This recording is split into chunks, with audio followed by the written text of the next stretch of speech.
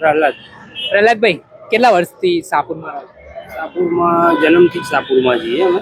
શું કઈ બદલાવ જોયો છે? કેમ કે આટલા સમયથી શું વિકાસ અહીંયા બદલાવ થઈ શકતો હતો, પણ જેવા કોંગ્રેસના મજબૂત કાર્યકર હતા જે પ્રવીણભાઈ વાણિયા, એમને ગ્યાસુભાઈ દ્વારા ટિકિટ આપવામાં આવી નથી. 20-25 વર્ષથી જે પાયાના કાર્યકર છે એમને ટિકિટ આપવામાં આવી નથી.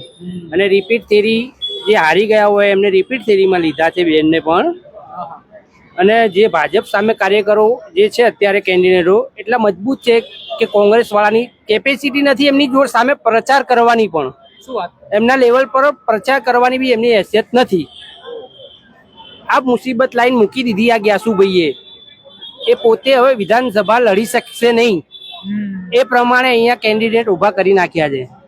તો અહીંયા કોંગ્રેસ આ વખતે ઝીરો ઉપર જે રીતે ભાજપના કાર્યકરો સક્ષમ છે, કેન્ડિડેટો સક્ષમ છે, એ પ્રમાણે કોંગ્રેસમાં નથી.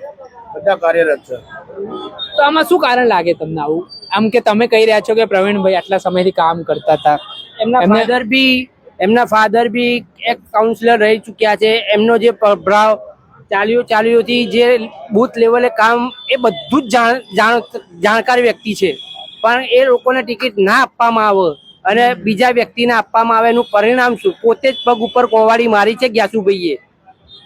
આમાં તો કહેવાતું હતું કે ભાઈ દરિયાપુર એટલે કોંગ્રેસનું ગઢ, તો હવે આ ગઢ અકબંધ રહેશે?